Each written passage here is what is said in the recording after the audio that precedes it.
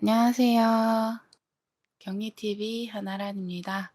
오늘도 실시간 방송으로 찾아왔고요. 격리들의 수다 시간입니다. 격리 일 하시면서 궁금하셨던 점 물어보셔도 되고, 회사에서 있었던 일, 취업 준비하시는 분들은 취업 준비하시면서 있었던 일, 다양한 이야기, 소통 나눠봤으면 좋겠네요. 오늘 중소기업 격리 면접 보고 왔는데 여기는 어떨까요? 면접 보셨어요? 올해 5월에 설립한 신생회사이고 직속 상사가 한 명도 없고 인수인계 일주일만 받고 그 이후로는 회계사무실에 여쭤보거나 인터넷 찾아서 알아서 일을 혼자 해야 한대요. 월 230만 원인데 수습은 200만 원만 준다 하네요. 수습 기간은 3개월이고 회사가 취업 규정이 없어서 연차가 아직 없지만 곧 생길 예정이래요. 음, 신생, 올해 5월? 5월, 5, 6, 7, 8, 9.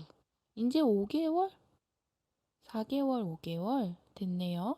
이제 막 5개월 차 된 거잖아요. 와, 그러면은, 직속 상사가 한 명도 없으면 바로 위에 대표님하고 직접 일을 하게 될 거고요.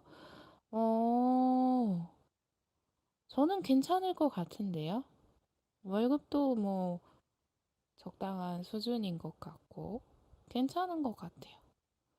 이제 신생 회사라 그 전에 있는 자료들이 없어서 뭘 보고 따라 할 수는 없을 거예요. 다 내가 만들어서 내가 하는 그런 거죠. 자격증이라고는 FAT 1급의 비전공자 출신인데 직속 상사 없이 혼자서 헤쳐나갈 수 있을까요? 할 수 있어요. 뭐든 하면 합니다. 뭐든 하면 해요. 어찌저찌 해결해 나갑니다. 그래서 들어가셔서 당장 그 전에 해야 하는 일을 이제 대표님이 알려주신다든지 그러면은 일단 그것부터 해결을 하시고 차근차근 하나하나씩 정보 파악하시면서 통장 내역 정리도 하고 일단은 신생회사니까는 회계 프로그램은 없을 거고 그래서 엑셀로만 정리를 하실 거니까 엑셀로 이제 양식도 없을 거예요. 그래서 양식도 새로 만드시면서 내 입맛에 맞게 업무를 꾸려 나가시면 되는 거죠. 그리고 정 못하겠다 하시면은 저한테 수업을 받으셔도 되고요. 이건 이런 일이 있는데 물어볼 데가 없어요 하시면 저한테 연락하셔서 물어보시면 됩니다. 회사에 연차 없는데 괜찮을까요? 이 부분도. 네. 연차가 있으면 참 좋겠죠. 근데 연차가 있어도 못 쓸 수도 있어요. 연차 쓰는데 눈치가 많이 보일 거고, 눈치 주는 회사도 있을 거고, 아니면 눈치는 안 줘도 내 일이 너무 많아가지고, 연차를 쓰고 싶어도 못 쓰는 경우도 있을 것이고, 있으면 좋기는 하지만 들어가자마자 연차를 쓸 수는 없어요. 있다고 해도. 일단은 들어가자 한 달은 만기는 해야지만 다음 달에 하루를 쉴 수 있는 월차 개념으로 생기는 거기 때문에 그리고 들어간 지 수습 기간이 끝나지도 않았는데 연차 월차를 쓴다? 그러면은 조금 안 좋게 볼 수도 있겠죠. 그래서 적어도 몇 개월까지, 1년까지는 아니더라도 몇 개월까지 내가 급하게 어디가 아프거나 급한 일이 있어서 꼭 쉬어야 되는 거 아닌 이상에는, 그냥 연차 안 쓰고 그냥 다니시는 게 좋을 것 같고요. 그리고 막 진짜 급하거나 아프거나 하면은 얘기 드리면 얼마든지 쉴 수 있게끔 해주실 거예요. 연차가 없다라고 하더라도. 아픈데 어쩌겠어요? 곧 취업 규칙 생겨서 연차 생길 거라고는 하셨어요. 확실하진 않지만. 그쵸. 이제 신생 회사니까 이런 규정도 다시 만드실 거고, 내규 같은 것도 만드실 거니까 생기겠죠. 법으로 정해져 있으니까요. 노동법에다. 연차 며칠, 날짜까지 딱 정해져 있으니까 생기겠죠. 근데 회사를 아직 안 다녀서 연차 그런 게 조금 중요하게 생각이 드는데, 회사를 다녀보시면 알 거예요. 연차가 있으면 분명 좋죠. 그리고 연차를 내가 맘대로 써서 쉴 수 있으면 참 좋죠. 근데 그런 회사는 잘 없어요. 진짜 그런 회사도 있기는 있습니다만은 잘 없다는 점. 그래서 만약에 이 회사 말고 다른 회사를 간다 하더라도 연차가 거기도 없을 수도 있고요. 있다라고 해서 들어갔는데 막상 못 쓸 수도 있고요. 연차 쓰면 눈치를 주는 데도 있고 그쵸. 들어가자마자 연차 쓰면은 곱게 보이지는 않잖아요. 뭐 진짜 일이 있어서 쉬는 거는 어쩔 수가 없겠지만은. 요즘 면접 보러 다니다 보면 기본도 안 되는 중소기업들이 너무 많은 것 같아서 바로 전 퇴사했던 전직장이 생각나네요. 상사분이 조그만 거에도 엄청 뭐라 하셨고 일도 잘 안 알려주셨지만 거기라도 다녔어 했나. 요즘 취업이 워낙 힘들다 보니 그렇죠. 이제 기본도 안 되어 있는 회사들도 많은데 이게 안 좋으면 다른 게 좋을 수 있어요. 그전에 회사도 복리후생은 좋았지만은 그전에 상사분이라든지 다른 게 안 좋았던 거잖아요.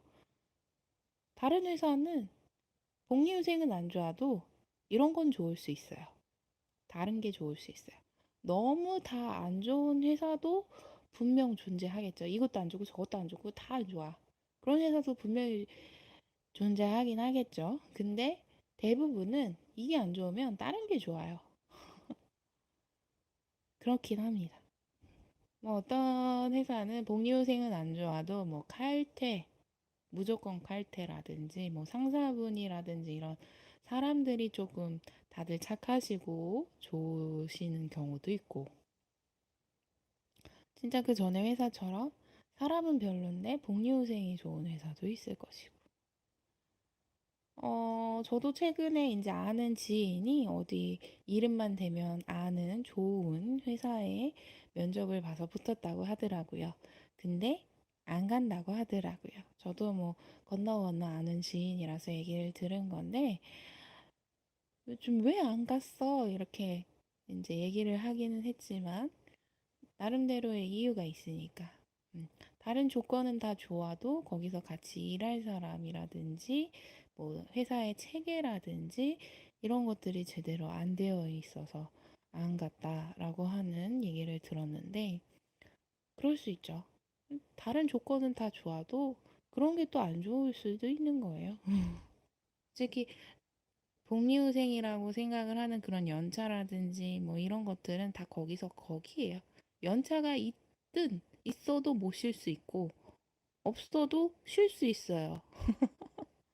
연차가 공식적으로는 없지만 여름 휴가라든지 뭐 이런 뭐 어디가 조금 아픈데 병원에 좀 갔다 와야 돼요. 뭐 이런 식으로 얘기를 해서 충분히 그 사장님이랑 이제 좀 괜찮으시고 그러신 분이라면 얼마든지 커뮤니케이션을 통해서 내가 쉴 수가 있는 거예요. 그래서 저는 약간 그래요. 이제 사람마다 생각이 다르고 뭘 중요시하느냐가 조금 다를 수는 있지만 막상 이제 일을 시작하시면은 그, 이런 복리후생이 큰 비중을 차지하지는 않는 것 같아요. 오히려 사람들 간의 인간관계가 더 많이 차지를 해요.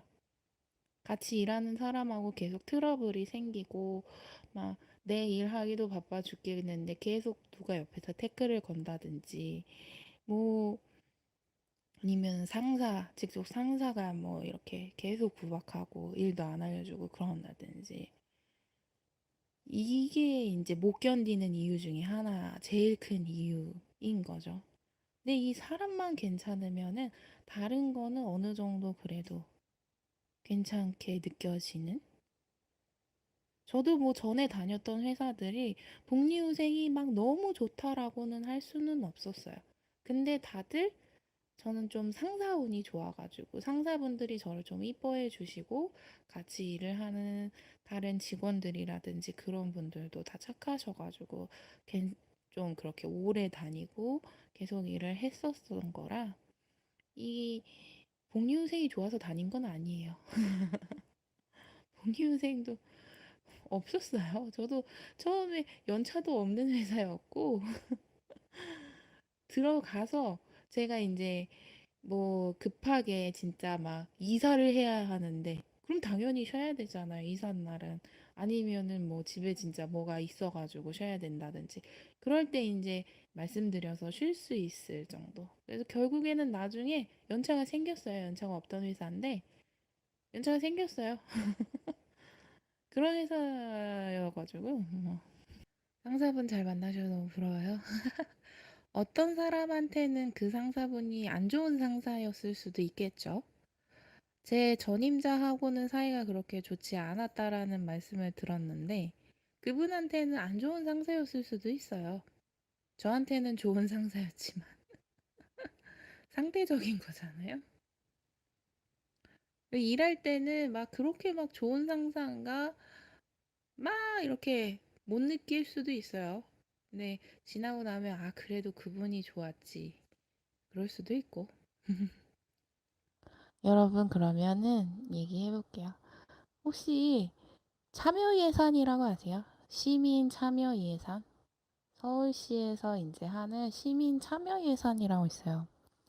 인제 시 인제 시민들이 어떤 뭐 예산을 받아서 사업이라든지 뭔가를 개선하고 싶다라든지 뭐 이런 아이디어나 그런 게 있으면은 신청을 하는 거예요. 근데 지금 신청 기간은 아니라 수시 신청은 지금 받고는 있지만 내년 1-2월에 접수가 된다고 하더라고요. 그래서 그때 인제 검토가 시작이 되는 건데 제가 한번 신청을 해 봤어요. 그래서 시민 참여 예산이라고 인제 검색을 하시면 서울시 인제 시민 참여 예산 홈페이지가 나오거든요. 그래서 거기서 인제 신청을 한 게 있는데 그래서 내년 수시 신청으로 지금 신청은 해 놨지만 내년 1-2월에 접수가 되고 인제 그때부터 검토를 시작을 할 거기는 하지만 인제 단계가 되게 여러 단계가 있더라고요. 검토도 뭐 한 번으로 끝나는 게 아니고 1 차, 2차 뭐 투표도 받고 뭐 이것저것 해 가지고 선정이 되면은 거의 연말쯤에 내년 말쯤에 인제 발표가 나더라고요. 그래서 통과가 되면은 그다음 연도에 실제로 그 예산으로 사업을 진행을 하는 그래서 뭐 담당하는 뭐 구청으로 될 수도 있고 뭐 다양한 뭐가 있더라고요. 그래서 신청을 한번 해 봤어요. 뭘로 신청을 해 봤냐면은 어 제가 또 중소기업 격리로 일을 하고 또 이걸 또 알려드리다 보니까 이런 거를 조금 살려서 고아원이나 보육원에 이제 있는 아이들 이제 나이가 차면은 보호 종료로 퇴소를 하잖아요. 그래서 이제 혼자 살아가야 되는데 그런 아이들이 뭐 당장 뭐 대학교에 진학을 한다든지 뭐 장학금을 받고 충분히 공부를 잘하는 친구라면 그럴 순 있겠지만은 그게 힘든 경우도 있을 것 같고 그리고 또 취업을 목표로 하는 친구들을 위해서 그런 거를 좀 지원해 주는 걸로 이제 사업을 신청을 해 봤는데 뭐 될지 안 될지는 모르겠어요. 거의 안 될 확률은 높다고 저는 생각을 하고는 있지만 그래서 이제 전에 뉴스에 그걸 봤거든요. 그런 고아원이나 보육원에서 나이가 차서 퇴소를 해서 혼자 이제 살아가는데 이제 제대로 취업도 안 되고 그래서 계속 알바만 하다가 이제 생활고를 겪어서 이제 좀 안 좋게 세상을 떠난 뉴스를 봤었어요. 그래서 좀 너무 마음이 안 좋아서 그런 걸로 이제 오히려 도와주면 좋겠다 싶어서 취업을 할 수 있게끔. 그리고 중소기업도 취업 인력난도 심하고 하니까 그래서 이렇게 연계해서 교육을 좀 시키고 또 취업을 할 수 있게끔 뭐 면접 같은 것도 지도해 주고 뭐 그런 걸로 하면은 참 좋겠다. 근데 인제 뭐 이것도 심사 받고 검토 받고 뭐 투표도 받고 이런저런 게 있다 보니까 안 될 확률도 높고 그리고 이런 취업 지원 같은 것은 요새 이미 여러 군데서 하고 있기 때문에 뭐 그쪽으로 그냥 이게 넘어가서 얘는 그냥 안 되는 걸 수가 될 수도 있고요. 요새는 취업 지원도 많이 하기 때문에 뭐 이제 조금 나이가 있으신 분이라든지 뭐 이런 분 대상으로 뭐 지하철 타면은 곳곳에 붙어 있더라고요. 무료로 취업 알선해 줍니다. 뭐 이런 식으로. 감사합니다. 멋있진 않아요. 그냥 이런 생각 저런 생각하면서 알아보니까는 이런 좋은 게 있어 가지고 한번 신청은 해 봤어요. 취업 준비하시는 분들 꼭 취업 되시기를 바라고 일하시는 분들도 스트레스 안 받고 일 열심히 하시기 바라겠습니다. 하하하. 그러면은 다음 주에 또 뵙도록 하고요. 안녕히 계세요.